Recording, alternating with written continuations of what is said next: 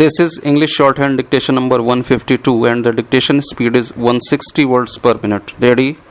Start. It gives me great pleasure to welcome you all to this National Lok Adalat meet organized by the National Legal Services Authority, which was established with the objective of ensuring amicable justice in a speedy manner. Equal and fair justice is the distinguishing attribute of any civilized society.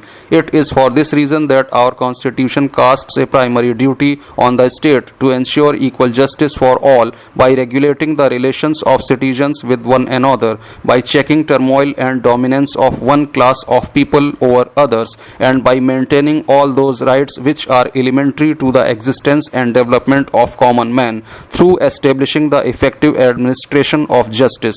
The Lok Adalat system provides an approachable forum to the poor, weaker and ignorant people who are often intimidated and confused by the greasy substantive and procedural laws. It is a voluntary mechanism and a major tool of legal aid program which is mainly concerned with providing a quick, easy, non-technical and disputant-friendly forum to the people. It is the first time since the inception of National Legal Services Authority that such National Lok Adalat is endeavoured to be organized. As the title itself suggests, the significance of this National Lok Adalat is that it will be held across the country on the same day in the Supreme Court, High Courts and District Courts, thereby aiming to reduce the pendency of cases in courts while at the same time sensitizing the public about prevalent of efficacious alternative dispute resolution method of Lok Adalat.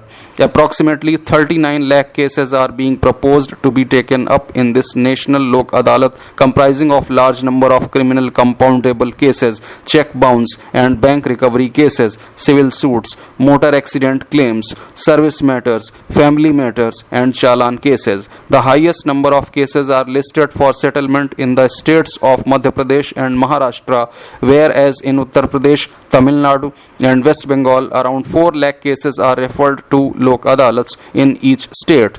In Delhi, 3 lakh cases have been referred to Lok Adalats. Most of them are challan cases which can be settled by Lok Adalats. As far as the Supreme Court is concerned, 105 matters are referred for disposal through the mechanism of Lok Adalat. Besides, it is also expected that along with the Lok Adalats, through the special sitting of magistrates and judges, a good number of infructuous cases are also expected to be taken up and disposed of today. Therefore, in all probabilities, it is expected that a few lakh cases will be disposed of out of identified and referred matters to the National Lok Adalat. Certainly, with the passage of time, Lok Adalats have gained faith of the people by settling their disputes both effectively and amicably. However, for sustaining the faith in the system, it is obligatory for every presiding member of the Lok Adalat to make sincere efforts in bringing about a conciliated settlement in every case put before it without causing any kind of coercion, threat, undue influence, allurement or misrepresentation either directly or indirectly. My beloved presiding members of Lok Adalat, although you are guided by no tangible law while conducting the proceedings except the Lok Adalat regulations, you will be guided by principles of natural justice, equity, fair play, objectivity, giving consideration to the rights and obligations of the parties, custom and usages and the circumstances surrounding the dispute. On this occasion, I also wish to emphasize that the members of the Lok Adalats must take the requisite steps to see that the parties are not intimidated or mailed by the accompanying people to affix their signatures in the compromise deed. Since the award made by a Lok Adalat shall be final and binding on all the parties to the dispute, and there lies no appeal to any court against the award, the presiding members owe an implied obligation to ensure that the parties fully understand the terms of settlement. It is equally vital that the members of the Lok Adalat should affix their signatures only in the settlement reached before them, and should avoid affixing signatures to the settlement reached by the parties outside the Lok Adalat with the assistance of some third parties, to ensure that the Lok Adalats are not used by unscrupulous parties to commit fraud, forgery, etc. Although an increased rate of disposal through Lok Adalat is significant, at the same time justice should not only be done done but also seem to be done. The legal service authorities must diligently follow these regulations enumerated in the National Legal Services Authority Lok Adalats Regulations 2009 while conducting Lok Adalats. I am very glad that the technological development has permitted us to view and monitor the organizing of Lok Adalats all over the country through video conferencing and webcasting facilitated by the E-Committee of the Supreme Court of India and the National Informatics Center of Government of India. I hope that in near future all district and taluk courts will be computerized and interconnected for effective administration. I strongly believe that alternative dispute resolution allows the poor and the marginalized to have access to justice without traversing long distances and bearing exorbitant litigation cost. Institutions like Lok Adalats must be nurtured for resolving disputes in an amicable, cooperative and non-adversarial manner, which will have a significant impact on the working of judicial system in the country. Observing the increase in the number of cases being filed every year, I feel that on account of success of this Lok Adalat, this can also be organized as an yearly event until such percentage of pendency of cases are brought down.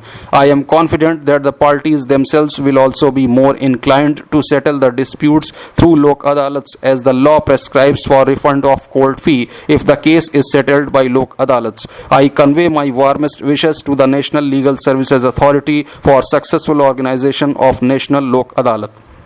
We have assembled today to celebrate the anniversary of a momentous event, the anniversary of the adoption of our Constitution, the day on which our founding fathers subscribed to this document by signing the same and thereby unfolding the social, economic and political philosophy for the governance of free India. We have every reason to be proud of and to celebrate that unique occasion. We take this opportunity to thank the founding fathers who spent a good deal of their time and energy in giving shape to this Suprema Lex, which was to guide the future generations of the country. We are ever grateful to them. The foremost reason why we are proud of our Constitution is that it promises governance through the rule of law. While in many countries which initially opted for a democratic form of government, the euphoria lasted for brief spells, we are of the view that in our country, notwithstanding its complexity, democracy has stabilized and democratic institutions have flourished.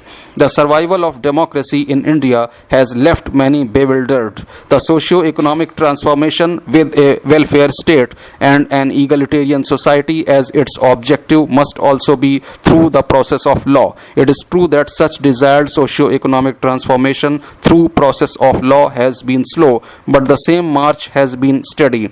Today, rule-specific laws are being substituted by rights-specific laws. These socio-economic legislations require a paradigm shift in the matter of interpretation of certain articles of the Constitution. Courts have come from formal equality to egalitarian equality to the concept of deprivation.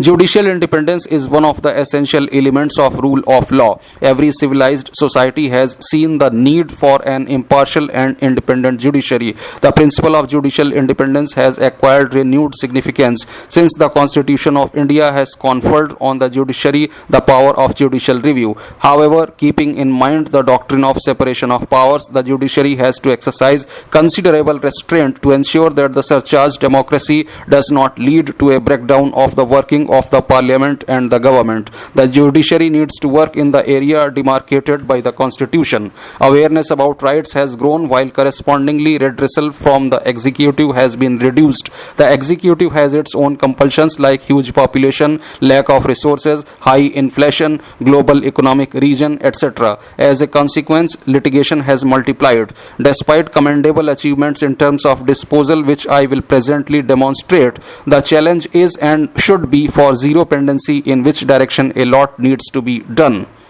Today, the crisis of confidence in human institutions has come to the forefront. The deficiency of every institution in tackling the growing and complicated social problems has become a common feature. It is a challenge for every institution. Every democratic institution needs to meet this challenge. The viability of judicial institutions depends upon their acceptability by the people. When the viability of the system gets into disrepute and ultimately the system becomes less and less useful to the community, the challenge lies in rejuvenating the system by restoring its credibility and people's faith in it. Thus, the foremost challenge to the judiciary today is viability of the system. Citizens approach the court only when there is confidence in the system and faith in the wisdom of the judges. This is where the public trust doctrine comes in. The institution stands on public trust. I am an optimist. I do not share the impression that judicial system has collapsed or is fast collapsing. I strongly believe and maintain that with all the drawbacks and limitations of shortage of resources and capacity,